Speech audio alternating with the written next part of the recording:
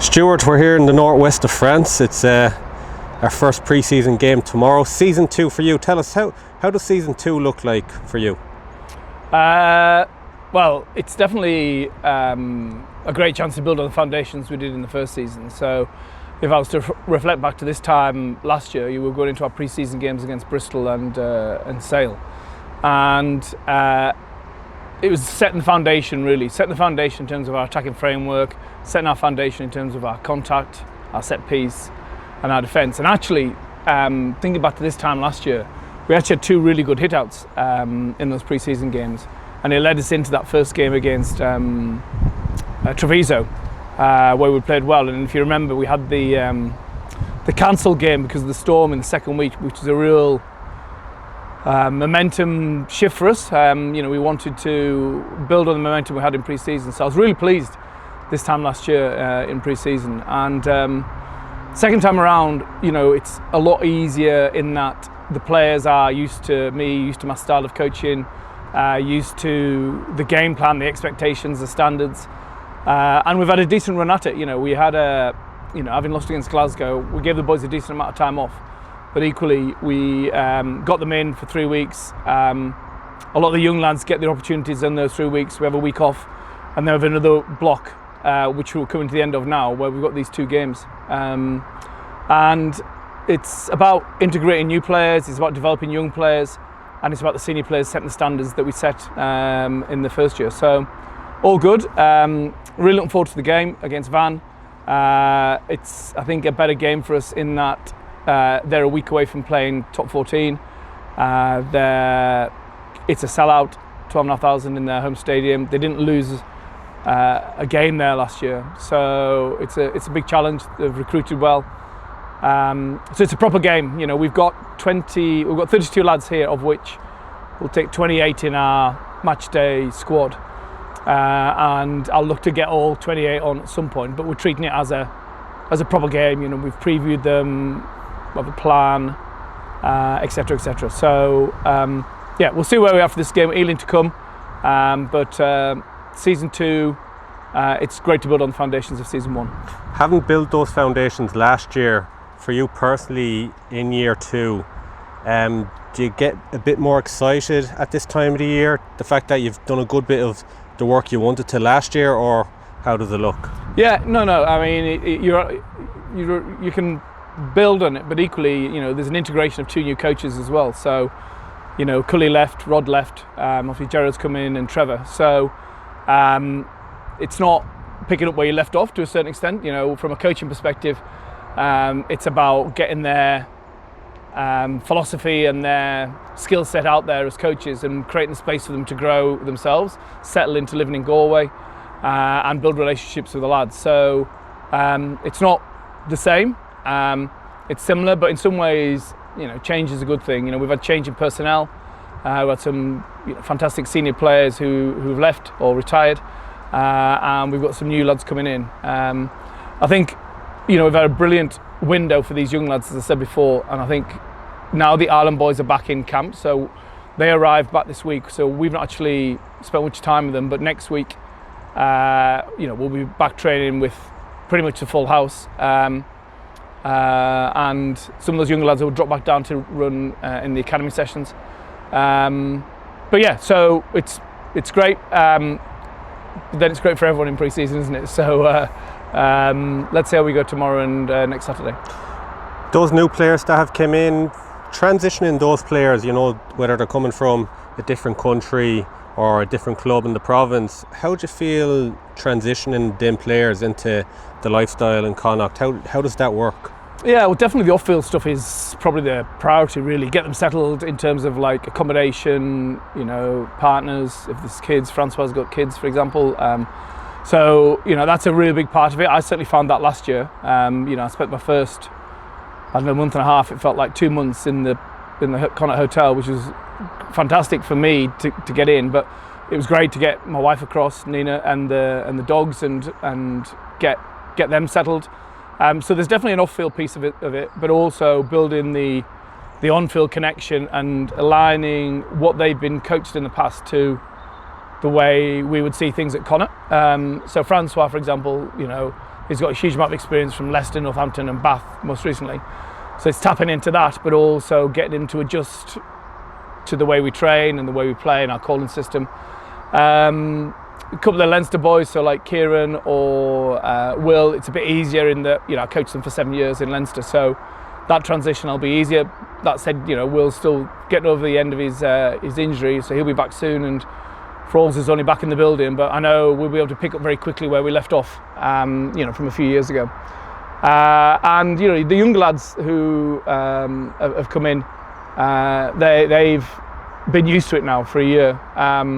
Tom Connolly's been great addition. A Galway man back in the building, and again he's picked up quickly the areas he needed to develop, and he's beginning to really show some potential. And obviously Jerry Kerr as well is another one who came from Leinster. I hadn't coached Jerry, but again another good addition to the squad. So across the board I feel we're in a good place. Elements of stability, but elements of change as well, which is a good thing. Obviously coming abroad here for pre-season, we haven't been abroad for pre-season in terms of a week-long trip like this for a few years. Is that a big part of helping the new players transition, getting that time to spend with the other players? Yeah, there's nothing beats an away trip really, be it a 2-day one, but in this instance, Van were very good, very accommodating in allowing us to train in their facilities, so we could have that extended time over here. So we flew on Monday, arrived Monday evening, so Tuesday, Wednesday training at their facility. We're going out for a meal with the coaching team this evening just to share ideas, and obviously we'll play the game tomorrow night. But equally, so it's great for us as coaches to spend time together and management, but also the players just have that non-training time just to build the connections. Grateful to Van, great pre-season game for us, builds those connections. So you talked about a few of the younger players there, Stuart. One thing I just want to ask is, obviously we don't have Keane or Bundy. They haven't been with us for pre-season so far, but for the younger players, is this an important part of the season for them to develop their leadership skills? Well, it is for everyone really. I mean, the younger boys in particular, but there's never a starting end point to developing your leadership. The first thing is to get them to understand it's a skill that can be learned, and even the likes of Boiler and Blady, the more experienced players in our group, I'm still constantly driving them to improve as leaders. And part of being a good leader is having a point of view and not coming into a meeting, not having done your work and not being prepared to answer questions on whatever topic I might want to challenge them on. It could be our game plan, it could be the training we've done previously, it could be the opposition we're going to play against, it could be what did we see in New Zealand, South Africa, what did we learn from the summer series, from an Irish perspective. So I'm constantly challenging them to have a point of view, and to do that they've got to start investing in themselves really. Once they have that point of view, then you've got to give them the confidence and the space to express it, and they have also have to take a step as well. So they need to have the confidence to speak in a meeting. So I'm constantly trying to do that. Now obviously not every young player is going to stand and command the room in a meeting, but I do expect them to speak on the training field irrespective of what age they are, because as soon as they cross the white line, it doesn't matter whether they're 20 years old or 35 years old, they're all playing in the same team. So we need to have people who are vocal, who have a point of view, who can communicate clearly and effectively. Some of our younger players like Sean Nocton, Harry West, John Devine, these lads are really sort of growing their voices. Ben Murphy's another good example as well. So I feel like we've got a lot more shared ownership in the game plan, rather than the head coach saying, right, this is where we're doing it, and everyone just heads down and getting on with it, because ultimately as head coach you're not on the field. So yeah, it's a great opportunity. Obviously when the senior boys come back in, they need to obviously lead in their own way, but also not dominate the room to a point where the young players don't develop. So it's a bit of a it's a never-ending circle, if you like, of development. But it doesn't just start and stop with the young players. I'll be sitting down with Bundy as soon as I see him. What does he learn from the summer tour? What's his goals for the rest of the season? How's he going to help Connacht achieve success? And obviously, I'll try and help him and the others, be successful for Ireland as well. For you, the role of a leader, has that changed, do you think, maybe in the last 10 years? Obviously, there's a lot more probably to to work with as a leader? Obviously more media duties, social media now is a big thing, the use of technology maybe is another thing. Do you feel like it's probably changed in the last 10 years? Not so much, no, I don't really. I mean, I still think rugby is a very simple game in that way, and I think, you know, we can get wrapped up in innovation and technology and AI and all that sort of stuff, but it ultimately comes down to human relationships, human connections, and building those collectively. So I think the development of leadership is still more an art than a science, so yeah, no, I find certainly the lads at Connacht that they're a very easy group to work with. They want to get better, they want us to be successful. I feel we're all on the same page, and that's testimony to the quality we have in the room, to be honest. So recently, Stuart, we heard you on a podcast, you know, talking about Mayo and their great success there recently in the All-Ireland. Just one thing I want to ask you, like, in terms of the GAA, is there anything rugby can learn from the GAA regards the community side of things and, you know, interacting, whatever it may be? I think it's the identity piece that really stands out for me in the GAA sport, you know, whether it's the hurling or the football, and it's across the country really, but that sense of playing passionately for your parish or your province or your, you know, for us, Connacht, I think it means a huge amount, and you obviously saw that with Mayo and what it meant to the people of Mayo and to the players themselves. You know, so I think that there's a huge amount to learn from it, and I think, you know, part of the reason we want to develop our homegrown players is to have that deep sense of identity connected to the West of Ireland. Obviously, there's a reason I'm living here, because I want to feel part of it myself. You know, and we're doing our best to get out and about and, you know, learn about the West of Ireland, but also visit the West of Ireland. And I'll be saying the same to Francois Van Wyck or to Kieran Frawley or the lads who've come in from overseas. You know, we've got a lot of lads who've Sam Gilbert, you know, Mark Byron Ralston, these lads who have come from New Zealand or Australia, and everyone just embeds themselves in the community to make themselves feel part of it, which means then you always give more back in return. And I think one of the exciting things for this season, if we compare to last season, is the opening of the stand and the difference that made in the second half of the season. You know, we can't underestimate the emphasis, the difference that made to the energy in the crowd, the connection with the supporters, and the belief in the team, and it becomes cyclical again. So I think if we can build on that this season, you know, we've got the home game against Ealing, we've got an Eagles game against Ulster at 2 o'clock, the Ealing game at 5 o'clock. But more importantly, we've got some amazing home fixtures coming up from start to finish, you know. And you're throwing a couple of European games as well, which Saracens and Toulouse, I don't think it gets any better for a supporter. And, you know, we want to encourage people. I know it's a fair trek from parts of Mayo, but or other parts of Connacht, but, you know, hopefully, you know, a visit to the town, time in the town, and the game itself will mean people will make the effort, because it makes a huge difference to us to feel like we're representing the whole of Connacht. And, you know, it's competitive, isn't it? You know, we've got Munster, Ulster, and Leinster in the Interpros. We've got the South African teams, we've got the Italians, the Scots and the Welsh. So it's a difficult competition, and you layer in Europe as well. But I don't think it's a better time to be a Connacht supporter. So obviously coming into the new season, Stuart, do you see any changes in the game as we come into it? Yeah, I mean, the game's always evolving, and I think the key thing is to not evolve with it, but stay ahead of it, if you like.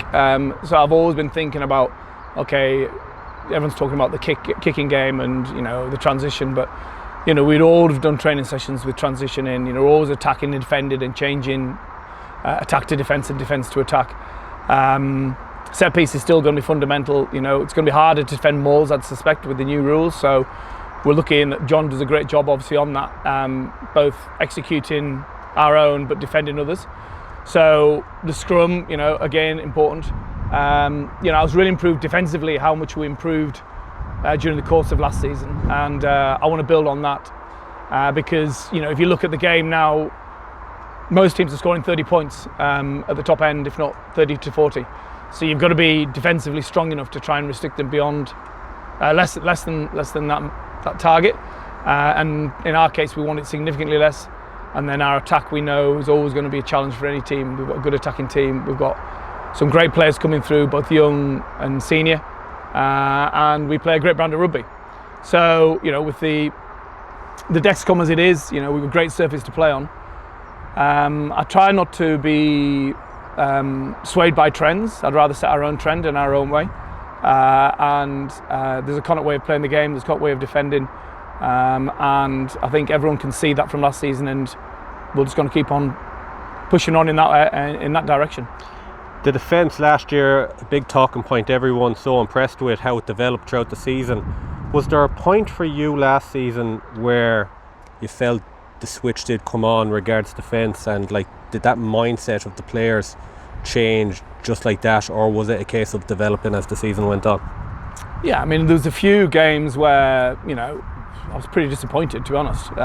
So, we can look to the positives of, say, the defence against Glasgow, the defence against Ulster, but equally, probably the disappointment of conceding at the Aviva, conceding against Dragons, the scores that we did, meant that I doubled down and made sure it was at the forefront of the players' mind that we ain't going to win games unless we have a better mindset, better skill set, and a better system that they buy into on our defence. So it's probably two things really. It was the pain of the defeats around that Christmas period that drove that mindset to want to be very hard to beat, and then I guess you saw the fruits of that labour, plus the energy of the crowd and how we defended, particularly in the Glasgow game as an example, against a great attacking team, that gave the boys the confidence and belief that they could do it on a consistent basis.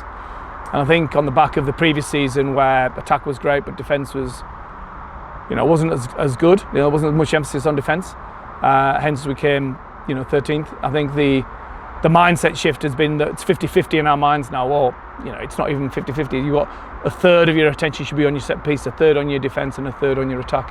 If it's all on your set piece, then your attack and defence flounders. If it's all on your attack, your set piece and your defence flounders. So you have to have an equal balance in your head, and that's on my job as a head coach to get that balance right. And one of the things that is the advantage for me, because I coach both sides of the ball to a certain extent, with obviously the assistant coaches helping out in every area, that I can tilt the balance one way or another depending on where I feel we need to focus our attention going into any specific game. But generally, as we get close to the season, I'll become more defence focused.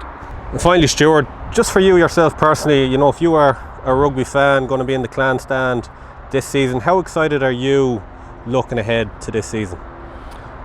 Yeah, no, I love coaching. So, club coaching for me gives me the opportunity on a daily and weekly basis for 40 weeks of the year to spend time with young people and try and get them better and achieve their goals.